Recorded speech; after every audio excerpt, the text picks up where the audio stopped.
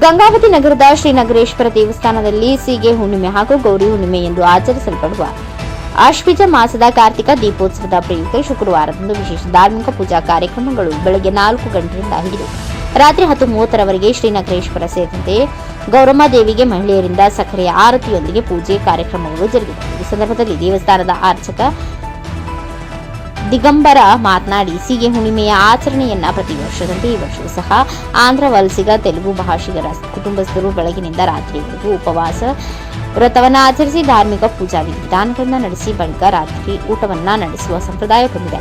ಈ ಹಿನ್ನೆಲೆಯಲ್ಲಿ ಅಪಾರ ಸಂಖ್ಯೆಯ ಭಕ್ತಾದಿಗಳು ದೇವಸ್ಥಾನಕ್ಕೆ ಆಗಮಿಸಿ ದೇವಸ್ಥಾನಕ್ಕೆ ಫಲ ತಾಂಬೂಲ ಸಹಿತ ದವಸ ಧಾನ್ಯ ತರಕಾರಿ ಸಮರ್ಪಿಸಿ ತಮ್ಮ ಇಷ್ಟಾರ್ಥಗಳ ಸಂಕಲ್ಪವನ್ನ ನಡೆಸುವುದರ ಎಂದು ಆಚರಣೆಯ ಕುರಿತು ಮಾತನಾಡಿದರು. Sharanappa, NKS TV4 news, Gangavathi.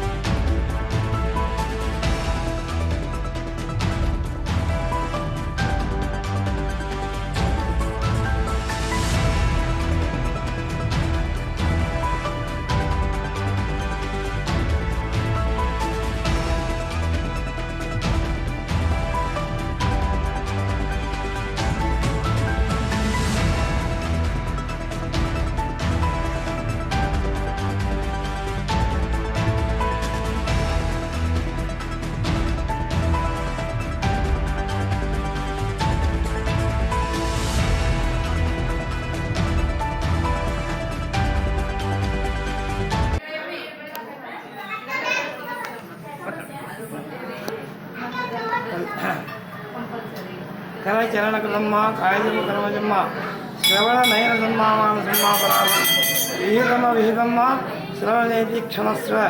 ಜೈ ಜೈ ಕರುಣಾಬ್ಧಿ ಶ್ರೀ ಮಹಾದೇವ ಶಂಭೋ.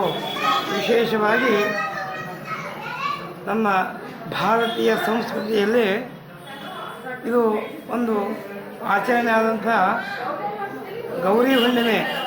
ವಿಶೇಷವಾಗಿ ಭಕ್ತಾದಿಗಳು ಆಂಧ್ರ ಜನರು ವಿಶೇಷ ಆಚರಣೆಯನ್ನು ಮಾಡ್ತಾರೆ. ಏನಂದರೆ ಬೆಳಗಿನ ಜಾವದಿಂದನೂ ಸಾಯಂಕಾಲ ಚಂದ್ರೋದಯ ಆಗೋದನ್ನು ಉಪವಾಸವಿದ್ದು ಅವರು ದಾನ ಧರ್ಮ, ಹಣ್ಣು ಹಂಪಲ ಕಾಯಿ ಇಂಥವೆಲ್ಲ ದಾನಾದಿಗಳನ್ನು ಕೊಟ್ಟು ಬ್ರಾಹ್ಮಣರಿಗೆ ಮತ್ತು ದೇವಸ್ಥಾನದಲ್ಲಿ ದೀಪಾರಾಧನೆಯನ್ನು ಮಾಡಿಕೊಂಡು ಸಾಯಂಕಾಲ ಚಂದ್ರೋದಯ ಆದ ನಂತರ ಅವರು ಊಟವನ್ನು ಮಾಡ್ತಾರೆ. ಮತ್ತು ನಮ್ಮ ದೇವಸ್ಥಾನದ ಬೆಳಗ್ಗೆ 4 ಗಂಟೆಯಿಂದ ಇಲ್ಲಿ ಅಭಿಷೇಕ, ರುದ್ರಾಭಿಷೇಕ, ಪಂಚಾಮೃತ ಅಭಿಷೇಕ, ಕ್ಷೀರಾಭಿಷೇಕ, ವಿಶೇಷವಾಗಿ ಹಣ್ಣು ಹಂಪಲಗಳಿಂದ ನಾವು ಅಭಿಷೇಕ ಕಾರ್ಯಗಳನ್ನು ಮಾಡಿದ್ವಿ. ಮತ್ತು ಮಧ್ಯಾಹ್ನ ಕಾಲದ ವಿಶೇಷವಾಗಿ ಆ ಜನರು ಹಣ್ಣು ಹಂಪಲ ದಾನಗಳನ್ನು ಕೊಡ್ತಾರೆ. ಈ ರೀತಿಯಿಂದ ಪ್ರತಿ ವರ್ಷವೂ ಮಾಡಿಕೊಂಡು ಆಚರಣೆಯನ್ನು ಮಾಡಿಕೊಂಡು ಬರ್ತಾ ಇದ್ದಾರೆ. ಅದೇ ರೀತಿ ಈ ವರ್ಷವೂ ಆಚರಣೆ ಮಾಡಿದ್ದಾರೆ. ಭಗವಂತ ಎಲ್ಲರಿಗೂ